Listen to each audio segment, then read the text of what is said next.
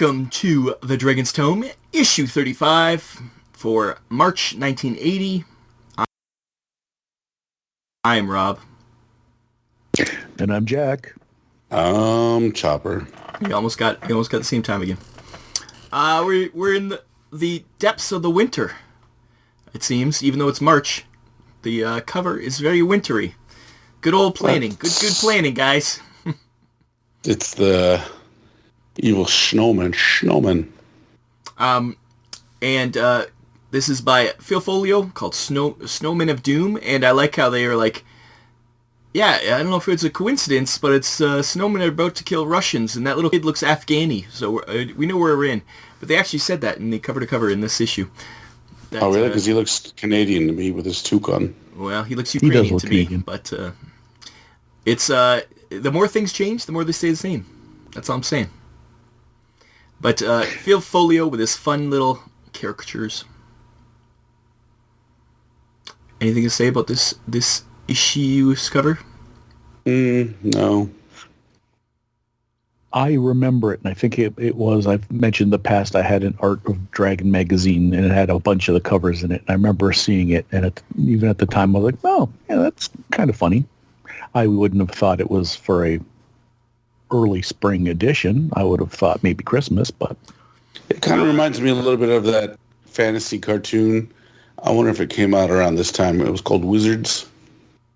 Oh. Did anyone see that? Yes, I've seen that plenty of time. Need to find out when that...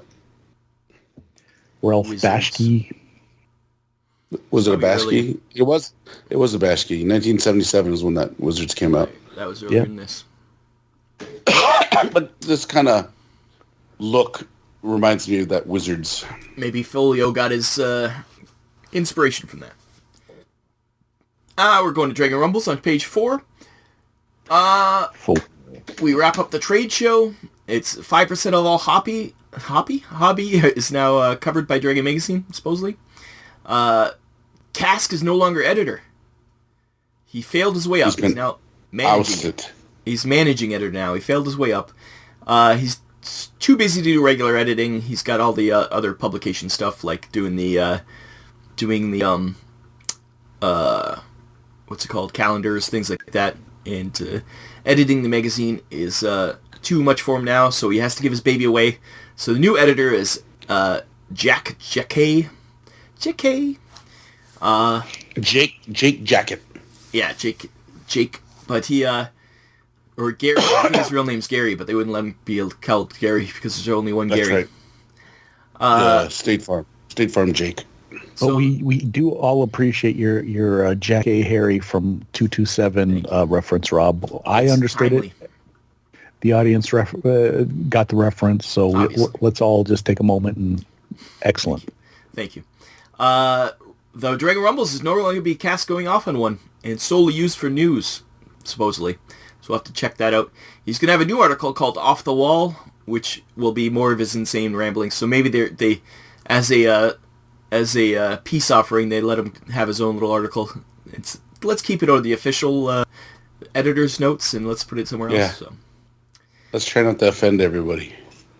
Speaking of offending everybody, I guess some articles recently printed have lost the magazine advertisers. I don't know what they were. Maybe there's some bad. Maybe it was some bad reviews or something. And they said we don't care. We're gonna stick to our guns, and if we speak the truth, we're not gonna, suck up to advertisers. You don't like it, get lost. But I'm curious. I wish I knew more about this, and there's no way to know more about this. So, unless we happen to notice that, hey, there's certain huge advertisers no longer advertising this magazine, but I didn't really notice any difference. But who knows? But it's kind of funny that they lost advertisers. But that's it, Dragon Rumbles. This might be the end of an era for Dragon Rumbles, but probably not because, they don't do anything that they say they're going to do, so it doesn't matter.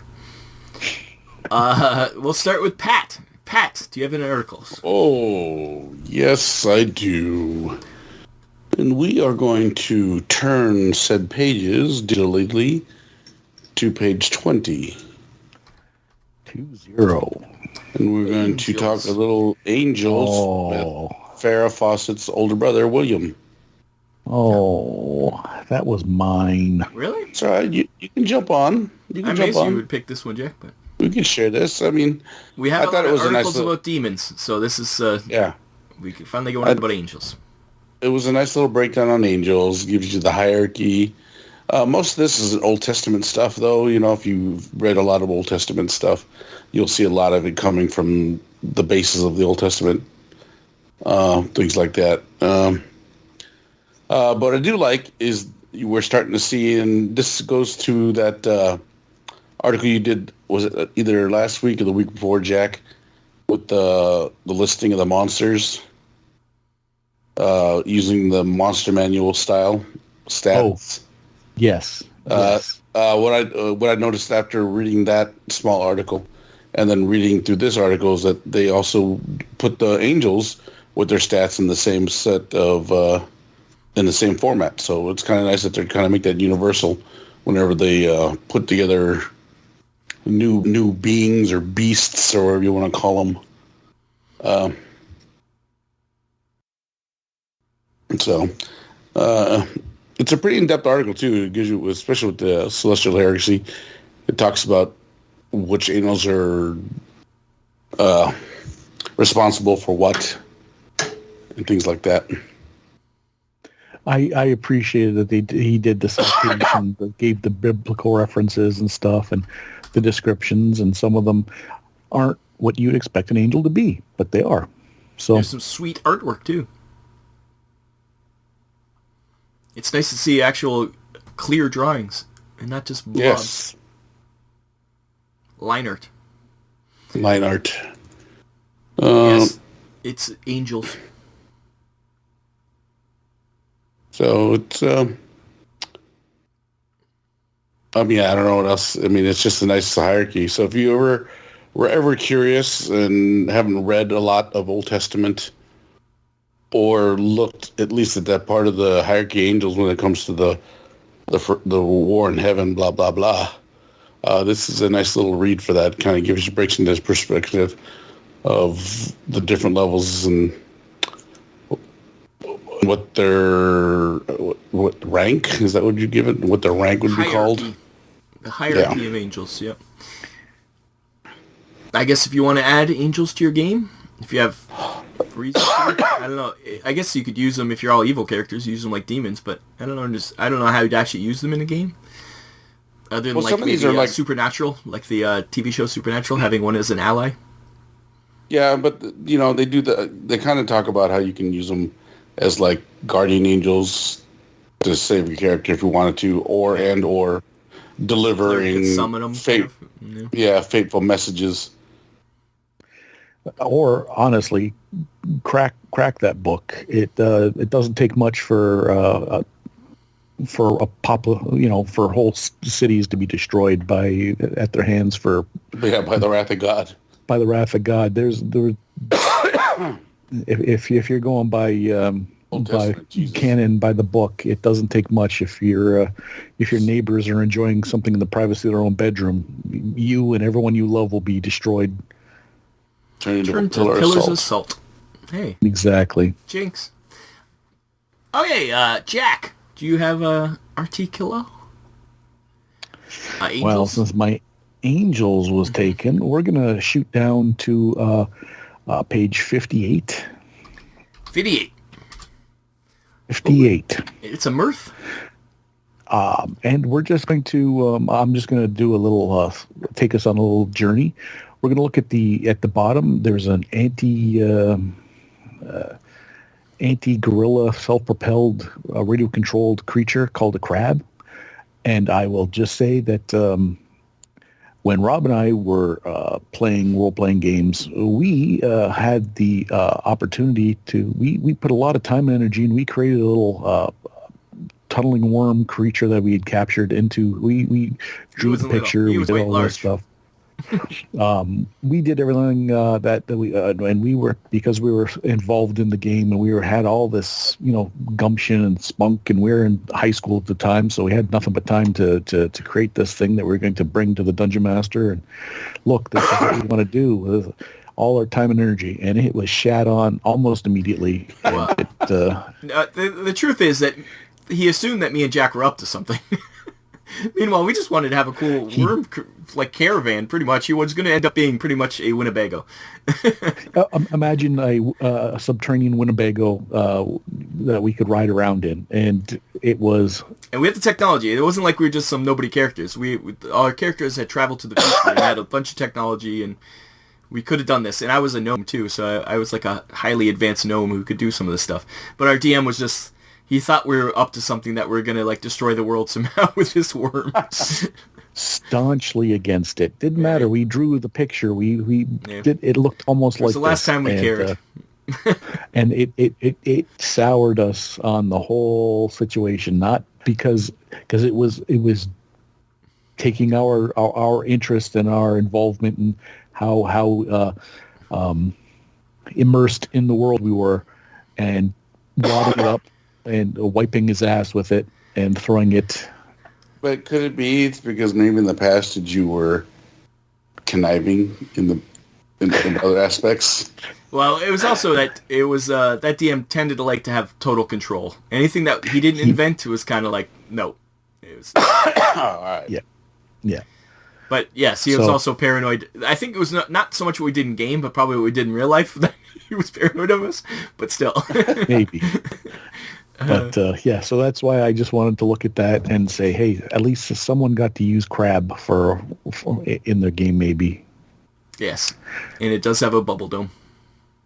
Yeah, it does bring back memories. Nice. It does. I'm gonna go to page 14. It's a big one. It's Sorcerer's Scroll. What's ahead for TSR? So this is this is also one of mine. Well, that's why I was hoping you wouldn't choose it first, because I want to talk about this. This is like my only one in this magazine. It's Scary Guys talking about the what's happening in D&D in the world and how it's going. It's the State of the Union speech. Yeah. So 1980, TSR is set to be the biggest hobby game company. So that's how fast they've risen through the ranks. They used to be a joke compared to Avalon Hill and those kind of things. They're number one. They hope to be as big as Milton Bradley or Parker Brothers by 1982. I wonder if they ever got to that point. I don't. Maybe monetarily, but not in people's minds. Maybe like D&D is. I don't know. Pretty famous. TSR is famous, but D&D is famous. Parker Brothers teats up pretty quickly. A lot of these get bought by Hasbro. Hasbro. Yeah, and Milton Bradley sticks around for quite a bit because they still have to put out Axis and Allies and all those 3 box games, original box games. Yeah, it's interesting to think. I like those games. Obviously, they make things like Monopoly and things like that. They were saying that D&D basic set is in the same range as selling close to Monopoly and Scrabble, which is at this point, which is pretty amazing. And doesn't surprise me. But the reason is that the missing. He even says it. The missing student, like he said, thankfully he was returned safely, but we know what happens. But he hyped sales so huge that they got their name out there so much that it helped them so much to gain this like they doubled their production in 1 year because of that like whole controversy, which is it's everybody thinks like later on we get more of the Satanic Panic where they actually go against them, but this you think this was the beginning of it, but it actually helped them quite a bit. They also mentioned computer games on the horizon, which is interesting because we do know that eventually, probably not that, maybe about 10 years, maybe not even, no, I guess not even 10 years. How long do you think before the like original those top-down games, what were they called? The gold box sets? Yeah, like those ones, yeah. The Pool of Radiance and all that stuff? Yeah, that was probably, I would think, 89, maybe, not even. That's probably 86, 87, maybe? No, they'd have to be 89 because... Was it later? I had built the 386, and they were on 3.5 floppies. I don't know. And they had the decoder wheel that you had to... Yeah. So you could play the game. The old things where you have to go to page 12. What's the fourth word on page 12? Paragraph 8. Yeah. I would say it has to be 88, 89, 90. Yeah. I'd say 89, 89, definitely 90. Wasn't 90. By then, we were definitely playing them by 90s. Yeah. 89, I entered high school in 89, and I never really had a computer before then. Pool of Radiance was the top-down, and then... Well, we can always check. There is Eye of the Beholder, which was supposed to be first person. Was it first person? That must have been later. Yeah. Talk amongst yourselves, but the other thing he mentions is Temple of Elemental Evil is on the back burner, which we got some of the early precursors to it, but the actual game, supplement and the isn't out yet. And the other one, whatever is the other one that was part of that too, the Tomb of Sothjik or something like that. Was that like another one of those follow-up ones? Yeah. He mentions it in the book, in the article. Pool of Radiance is 88, so there you go. So Greyhawk Gazetteer is also coming out soon. We talked about that, how you wanted to make Greyhawk a thing, so that's coming.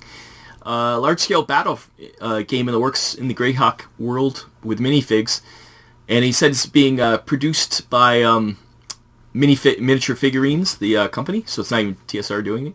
I'm not sure if that ever comes out. I'm curious to know if it ever came out. Do you know of any mass battle game in Greyhawk? I don't remember it, but I wonder if it ever happened. Maybe this company... No, I don't remember that either. It wouldn't be the first time a third-party company said they do something and ended up not doing it, so... he said that he expected AD&D to replace D&D, but all this publicity behind D&D changed plans. The basic set was supposed to be levels 1 to 3. We're just going to make some D&D players happy. But it sold so well after all this publicity that they announced expert box set for D&D now. So we all obviously know those extra box sets are coming. And it's pretty amazing. Like, remember back like a couple months ago, he was just discussing how, D&D, it's, it's too open sandbox. We're going to go AD&D. Everything's going to be AD&D. But all that publicity, it was all about D&D, not AD&D. So he does reassure people that AD&D won't be abandoned, which is hilarious to think that there was a concept that might be. Deities and Demigods for AD&D, because they had it for D&D, is coming for Gen Con 80, so it's coming now. He teases also a master set for D&D, the high-level set. We all know all these come out. And he also teases a TV show. I wonder when the D&D TV show comes out. It's got to be only like 4 or 5 years after this too, right? We're talking about the cartoon, right? Yeah, the cartoon, yeah. The little unicorn? The worst part of the cartoon, yes. Yeah. How dare you? 85, so it's 5 years after this they do have a cartoon, so. And it takes a couple years, so all this stuff is in the future, and it's going to happen. Like, it's in his mind, so it's happening. And, so it's interesting to see that he's plotted out quite a few years ahead, and most of it comes to fruition, I think. Other than that large-scale game, I don't remember a large-scale miniatures game. That's the only thing. But it could happen. It maybe just never took off. Because another thing called Warhammer is coming along that's going to crush all that stuff anyways. Yeah. Anything else you have to say about this one, Pat, since it was on your list? Not too much. I mean, I did it was kind of a nice little State of the Union, see where it's coming. They're talking about the master sets, how that's just D&D, not AD&D. Don't get confused. You can't use the master sets with the AD&D, blah, blah, blah.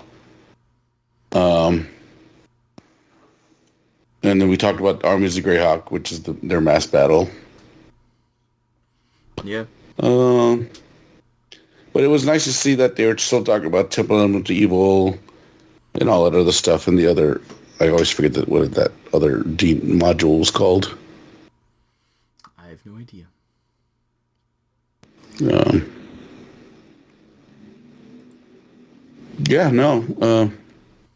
Not too much, He just lays it out online and says, hey, we're doing well. We're still doing great. People like our stuff.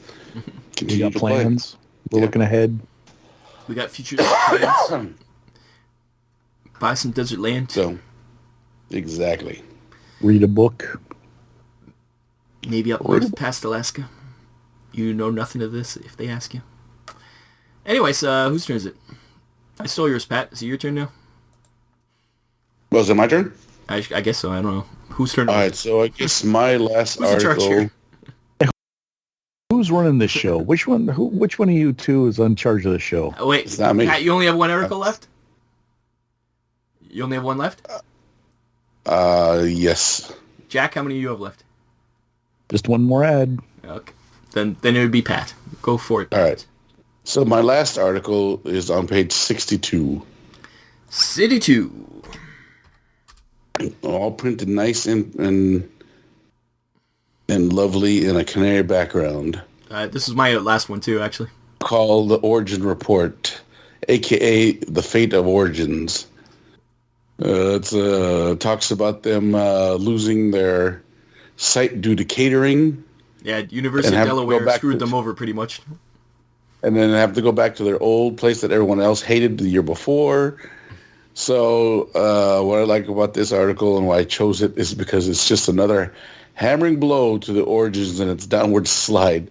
It's like a boxer slowly sliding down the ropes and just getting hit every time. Yeah, but they're still around. Origins hasn't gone away.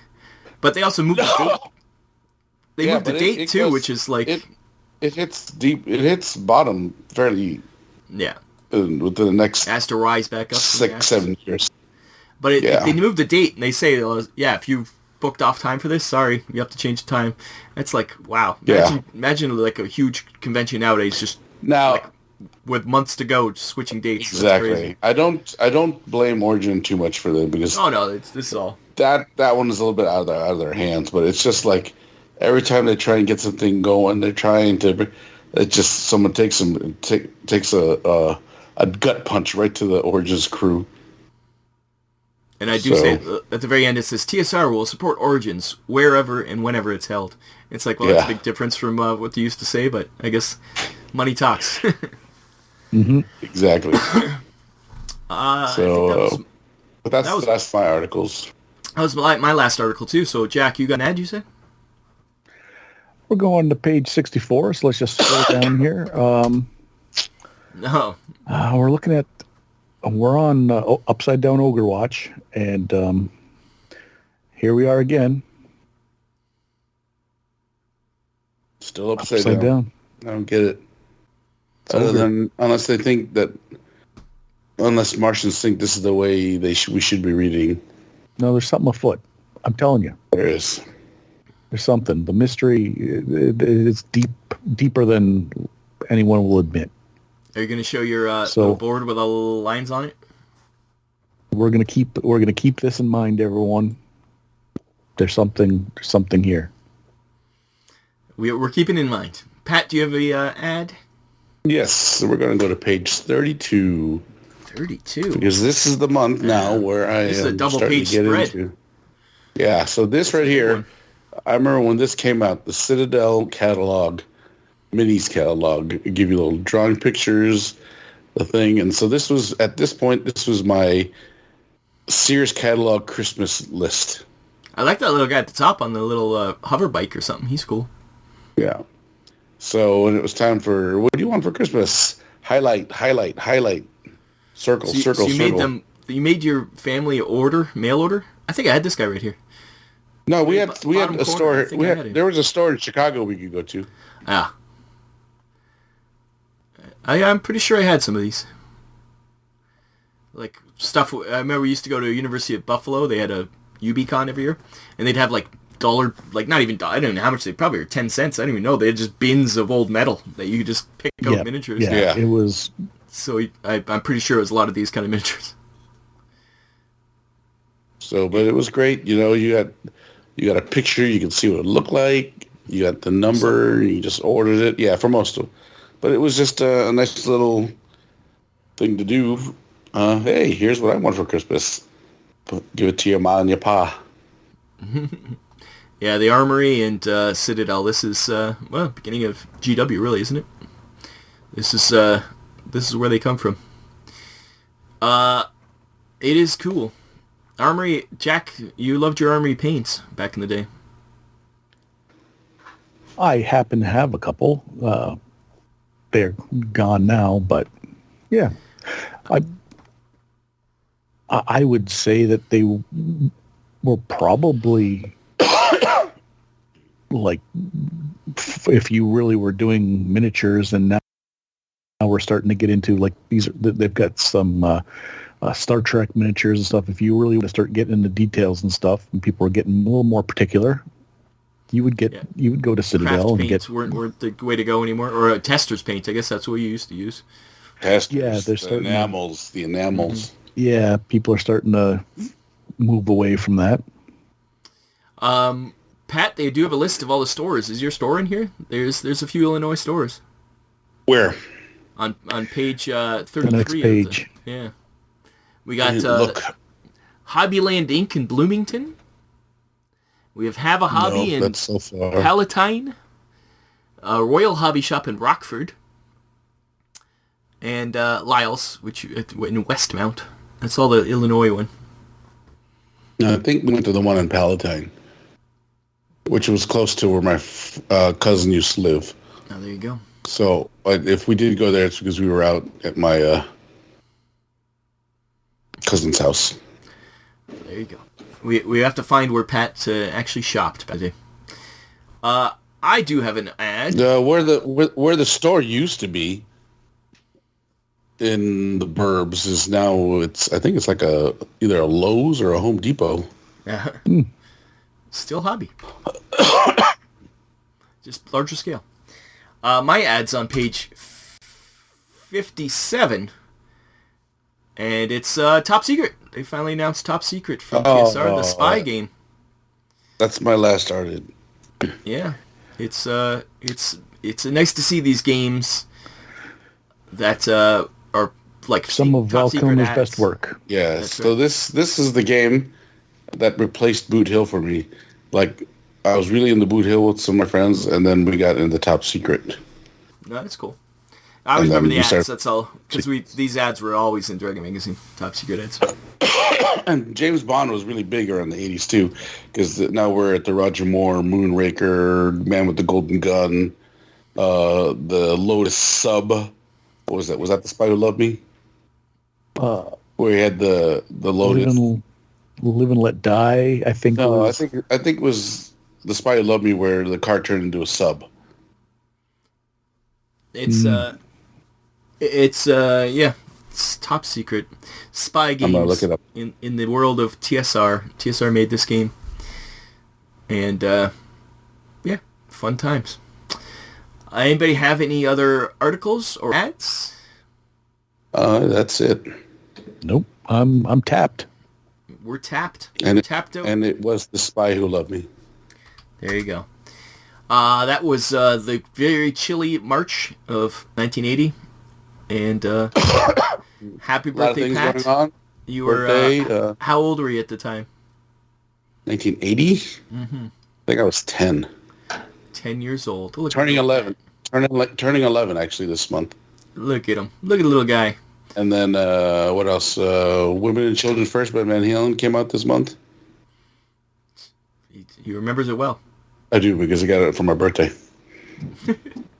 On a record. Birthday really, really well. I don't remember. I do remember one birthday, but that's it. I remember a lot of music stuff that I got. That's the thing. I didn't, I rarely did ask for a lot of things for my birthday, but the things I asked for were like stuff my parents were like, really? I go, yeah, I want Van Halen, Women and Children First.